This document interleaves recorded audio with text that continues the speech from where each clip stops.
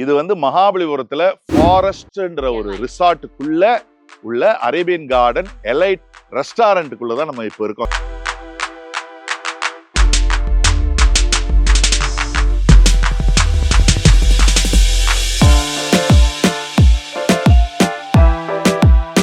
Girls மட்டும் ஒரு குரூப்பா வரதா இருந்தாலும் சரி, ஃபேமிலியா வரதா இருந்தாலும் சரி, சேஃப்டிக்கு தான் நாங்கள் மெயின் இம்பார்ட்டன்ஸ் கொடுத்துருக்கோம். ரெண்டாவது பிரைவசி. அரபிக் ஃபுட் நிறைய இருக்கு. தாய், சைனீஸ், தந்தூர், கபாப்ஸ் எல்லாமே.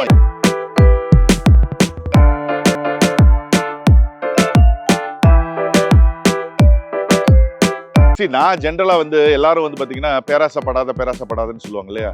நான் வந்து பேராசப்படுவேன். பேராசப்பட்டதா என்னால ஆசைப்பட்டதை அடைய முடியும்ன்றதுல நான் உறுதியா இருக்கேன்.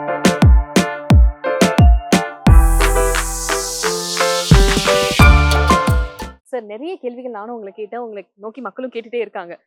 என்னைக்காவது நீங்க யோசிச்சிருக்கீங்களா, உங்களுக்குள்ள இருக்க ஒரு கேள்வி, இந்த கேள்விக்கு பதிலே தெரியல, கிடைக்கவே மாட்டேது இந்த கேள்விக்கு மட்டும் அப்படின்ற மாதிரி உங்களுக்குள்ள ஏதாவது கேள்வி இருக்கா? கேள்வி இருக்கு. பட் ஆனா அது எங்களுடைய புனித நூல்ல இருக்கிறதுனால அதை பத்தி நான் ரொம்ப ஆராய்ச்சி பண்ணல. இறப்புக்கு அப்புறம் என்ன அப்படின்ற கேள்வி எனக்கு வரும். பட் அதுக்கு வந்து பதில் எங்க திருக்குரான் புனித நூல்லயே இருக்கு. ஸோ நம்ம பண்ற நல்லது கெட்டதுக்கு எல்லாத்துக்கும் அங்க கூலி கிடைக்கும் அப்படின்ற இது. பட் ஆனா அதை பத்தி நிறைய யோசிப்பேன் நான். அந்த தேடல் இருந்துகிட்டே இருக்கும். ஆஃப்டர் டெத், ஆமா, ஆஃப்டர் லைஃப் கிடையாது. அது ஒரு அது ஆஸ் பர் குரான் வந்து அது ஒரு ஒரு பியூட்டிஃபுல் நல்ல காரியங்கள் உலகத்துல. இது ஒரு சும்மா ஒரு ஒரு டிராமாமா, இது ஷார்ட் டிராமா. இந்த லைஃப் இது ட்ரெய்லர். எக்ஸாக்ட்லி. ரியல் மூவி வந்து ஆஃப்டர் டெத் தான். அதுதான் ரியல் லைஃபே. ஸோ இங்க நம்ம எப்படி நடந்துக்கிறோன்றத பொறுத்து தான் ரியல் மூவில நம்ம எப்படி இருக்க போறோன்றது முடிவு செய்யப்படும். ஸோ முடிஞ்ச வரைக்கும் நல்லது பண்ணா நல்லது நடக்கும், கெட்டது பண்ணா கெட்டது நடக்கும். பட் ஆனா எனக்கு அடிக்கடி இத பத்தி எனக்கு வந்துகிட்டே இருக்கும். வாட்ஸ் ஆஃப்டர் டெத் அப்படின்ற கேள்வி வந்துகிட்டே இருக்கு. அது என்ன காரணம்னு எனக்கு தெரியல. ஓகே. ஆமா, உங்களை நினைன்ற ஒரு கேள்வியா இந்த கேள்விதான் இருக்கு. ஆமா, அது அடிக்கடி என் மைண்டுக்கு வரும். அது என்ன டிஸ்டர்ப் கூட பண்ணுது சில நேரங்கள்ல. வாட்ஸ் ஆஃப்டர் டெத் அப்படின்னு. நிறைய பேருக்கு இருக்கும்னு நினைக்கிறேன். நீங்களும் ஏதாவது யோசிச்சிருந்தீங்கன்னா கமெண்ட்ஸ்ல சொல்லுங்க. அண்ட் இன்னொரு விஷயம் என்ன சார், இப்ப இருக்க ஜெனரேஷன்ல ஐ ஃபீல் நிறைய பேருக்கு வந்து இந்த 9 to 5 ஜாப் மேலலாம் பெரிய உடன்பாடே கிடையாது. எல்லாருக்குமே வந்து ஒரு பிசினஸ் ஸ்டார்ட் பண்ணணும், நம்ம ஒரு பிராண்ட் ஆகணும், நம்ம ஒரு ஓனர் ஆகணும் அப்படின்றது தான் ஆசையா இருக்கு. சோ என்னென்ன விஷயங்கள் பண்ணலாம் அப்படின்றத நிறைய பேர் சொல்லியிருக்காங்க. பட் எதெல்லாம் பண்ணவே கூடாது ஒரு நியூ ஸ்டார்ட் அப் அப்படின்றப்ப? ஃபர்ஸ்ட் ஆஃப் ஆல் வந்து அப்படி என்ன வர்றவங்களுக்கெல்லாம் பெரிய பாராட்டுகள், நல்ல விஷயம். தேங்க்யூ. ஏன்னா இந்த லீகலா எத்திக்கலா வந்து 9 to 5 ஜாபுக்கு போறவங்க அவங்களுடைய கனவுகளை 90% வந்து நிறைவேற்றிக்க முடியாது. ஆமா, அவங்க வந்து மற்றவங்களை கோடீஸ்வரன் ஆக்கிறதுக்கும் மற்றவங்களுடைய கனவுகளை நிறைவேற்றிக்கிறதுக்கும் தான் அவங்க ஓடுவாங்களே தவிர அவங்களுடைய கனவுகள் எல்லாம் பெருசா எதுவும் நிறைவேற்றிக்க முடியாது. அப்ப நீங்க கேட்கலாம், அந்த சுந்தர் பிச்சையெல்லாம் வந்து கோடீஸ்வரன் ஆகலேன்னு. அது 0.1% தான். ஆனா 99.9% வந்து 9 to 5 ஜாப்ல, அது கவர்மெண்ட் ஜாபா இருந்தாலும் லீகலா, நான் சொல்றது லீகலா எத்திக்கலா அவங்க வேலை செஞ்சிருந்தாங்கன்னா அவங்களால வந்து அவங்க கனவுகள், அதாவது ஒரு பிடிச்ச கார் வாங்க முடியாது, வாங்கின காரை பிடிச்சுக்கலாம். ஓகே, பிடிச்ச ஊருக்கு போக முடியாது, போன ஊரை பிடிச்சுக்கலாம். பிடிச்ச ஹோட்டல்ல சாப்பிட முடியாது, சாப்பிட்ட ஹோட்டல்ல பிடிச்சுக்கலாம். ஆமா, ஒரு பிசினஸ் கிளாஸ்ல 9 to 5 ஒர்க் பண்றவங்க போக முடியுமா? இதுல இதோட ரொம்ப வருத்தமான ஒரு விஷயம் நான் சொல்றேன் வாணி. எங்க ரெஸ்டாரண்ட்டுக்கு செக்யூரிட்டி ஜாபுக்கு வருவாங்க. அதுல வர்ற 20-30% பாத்தீங்கன்னா 60 வயசுக்கு மேல உள்ளவங்க, பெரிய பெரிய ஜாப்ல இருந்தவங்க, பெரிய பெரிய வேலையில இருந்தவங்க. அவங்க கிட்ட நான் போய் கேட்பேன், ஐயா ஏன் நீங்க இவ்வளவு பெரிய ஜாப்ல இருந்திருக்கீங்க, இங்க 20,000 ரூபாய் 18,000 20,000 ரூபாய்க்கு செக்யூரிட்டி ஜாபுக்கு வரீங்க அப்படின்னு கேட்டா அவங்க சொல்ற பதில் உண்மையாவே ஷாக்கிங்கா இருக்கும்.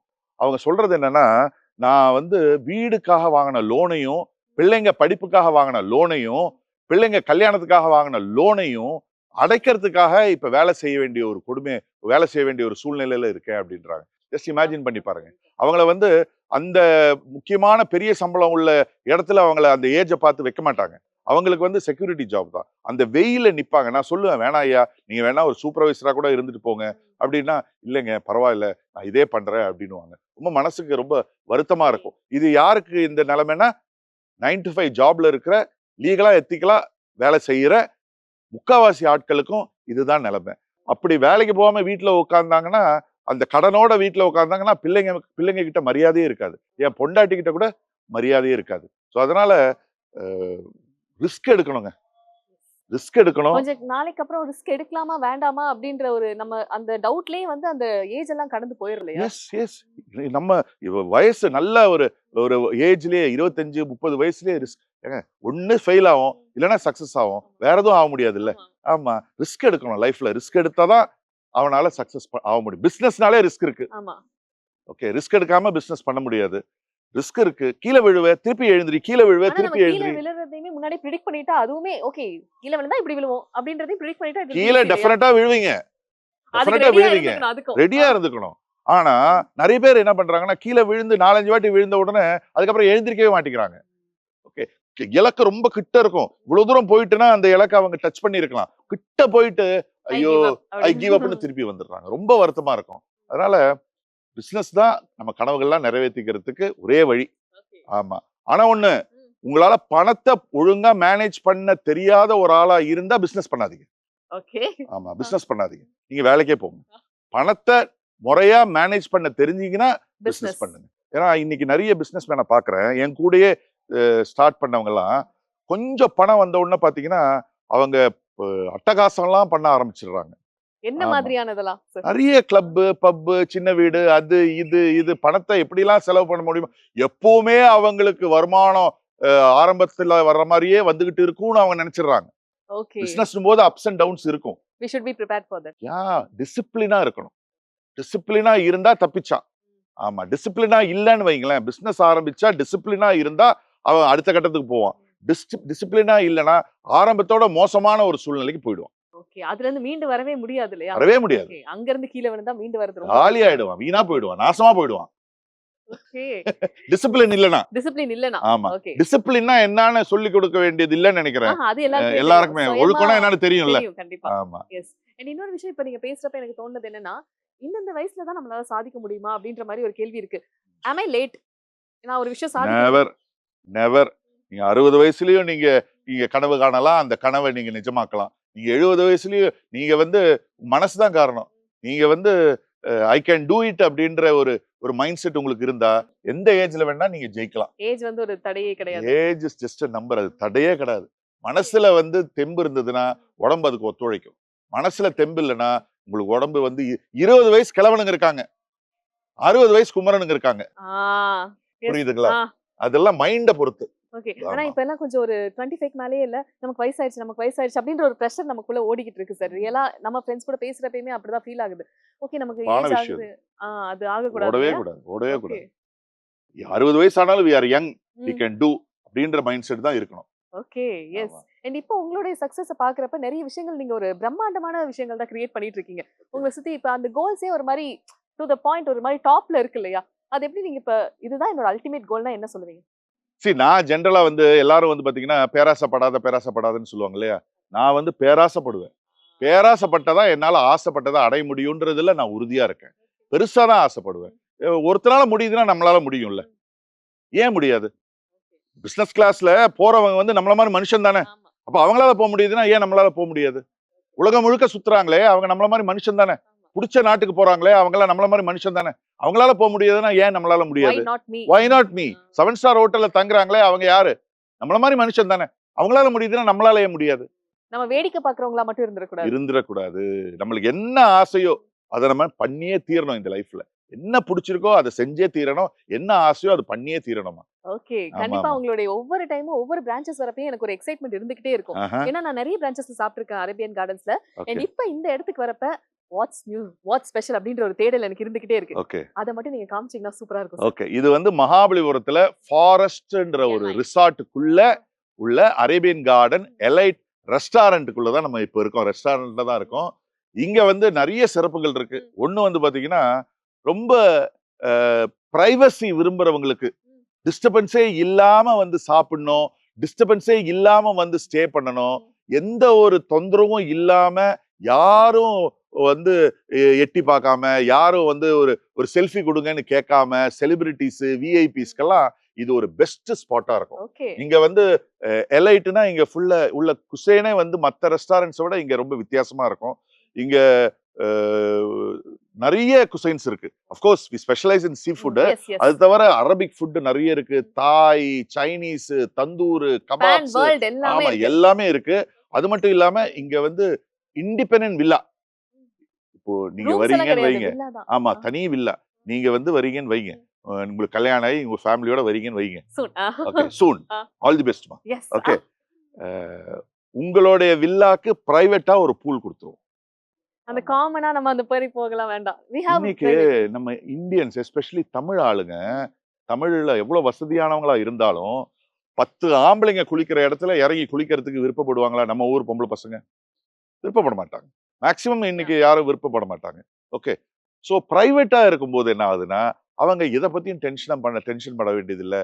அவங்களும் அவங்களுடைய ஹஸ்பண்டோ இல்லை அவங்களோ அவங்களுடைய ஃபேமிலியோ இல்லை அவங்களோ அவங்களோட ஃப்ரெண்ட்ஸோ பிரைவேட்டா அவங்களுடைய பூல்ல ஸ்விம் பண்ணிட்டு அவங்களுடைய பிரைவேட்டா இருக்கிற வில்லால என்ஜாய் பண்ணிட்டு நீங்க அங்கேருந்தே ஃபோன் பண்ணா உங்களுக்கு ரூம்லயே உங்களுக்கு பாத்தீங்கன்னா உங்களுக்கு டைனிங்க்குன்னு ஒரு ஸ்பேஸ் கொடுத்துருக்கோம். அழகா அங்கேயே உட்காந்து சாப்பிட்டுட்டு நீங்க என்ஜாய் பண்ணிட்டு ஈவினிங் ஆனா அப்படியே வந்து இங்க வந்து பாத்தீங்கன்னா பியூட்டிஃபுல் ஓப்பன் ஏர் தியேட்டர் இருக்கு. இங்க மேட்சை பார்த்துட்டு இல்ல படத்தை பார்த்துட்டு அப்படியே இங்க ஒரு பிரைவேட் டான்ஸ் ஃப்ளோர் இருக்கு. அங்க நீங்க சில் பண்ணிக்கிட்டு டான்ஸ் ஆடிக்கிட்டு பிரைவேட்டா எந்த தொந்தரவும் இல்லாம, அதனாலதான் பாத்தீங்கன்னா இந்த ரிசார்ட்ல வெறும் 10 வில்லா தான். ஓகே. நிறைய கொச்ச கொச்சன்னு இல்ல. தாண்டி 10மே தனித்தனி ரெசார்ட்டா இருக்கு நீங்க சொல்றப்ப. எக்ஸாக்ட்லி, தனித்தனி வில்லாஸ், தனித்தனி பூலு அண்ட் ரொம்ப சேஃப்டி. இப்ப நீங்க வெறும் கேர்ள்ஸ் மட்டும் ஒரு குரூப்பா வரதா இருந்தாலும் சரி, ஃபேமிலியா வரதா இருந்தாலும் சரி, சேஃப்டிக்கு தான் நாங்க மெயின் இம்பார்ட்டன்ஸ் கொடுத்துருக்கோம். ரெண்டாவது பிரைவசி. ஆமா, ரொம்ப என்ஜாய் பண்ணிட்டு போலாம். இது ரெண்டு தான் வீட்லயும் கேட்பாங்க, சேஃப்டி பிரைவசி. அதனால ரொம்ப முக்கியம் இல்ல? ஆமா ஆமா. சோ இதுதான் இதோட சிறப்புமா. எஸ், நீங்க சொன்னீங்க இல்லையா சார் முன்னாடி ஒரு டிராவல் பண்ணிட்டு வந்தா ஒரு அனுபவம் இருக்கும்னு சொல்லி, அந்த அனுபவத்தை நீங்க கிரியேட் பண்ண மாதிரி நீங்க சொல்றப்ப எனக்கு தோணுச்சு. நிறைய இடங்கள்ல போய் பாக்குற விஷயங்களை தான் இங்க கிரியேட் பண்ணிருக்கோம். ஓகே, அடுத்து என்னென்ன மாதிரி எல்லாம் கிரியேட் பண்ணலாம்ன்ற ஒரு ஐடியாஸ் இருக்கும்ல, இதெல்லாம் எங்கேயுமே இருக்காது, நான் கிரியேட் பண்றேன் அப்படின்ற மாதிரி உங்களுக்குள்ள அது இப்ப வயநாடுல ஒண்ணு வந்துகிட்டு இருக்கு. ஆமா, ஒரு பெரிய பிரம்மாண்டமான ஒரு ரிசார்ட் வந்துகிட்டு இருக்கு.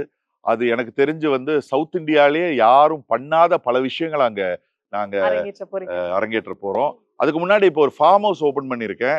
ஒரு மினி ஜூக்கு நடுவுல ஒரு ஃபார்ம் ஹவுஸ், எக்ஸாட்டிக்கான அனிமல்ஸ் அண்ட் பேர்ட்ஸுக்கு நடுவுல ஒரு ஃபார்ம் ஹவுஸ், பூலு. அதை பாத்தீங்கன்னா போனி ஹார்ஸ் இருக்கும், அப்புறம் அந்த ஷார்ட் வெரைட்டி பசுமாடு இருக்கும்.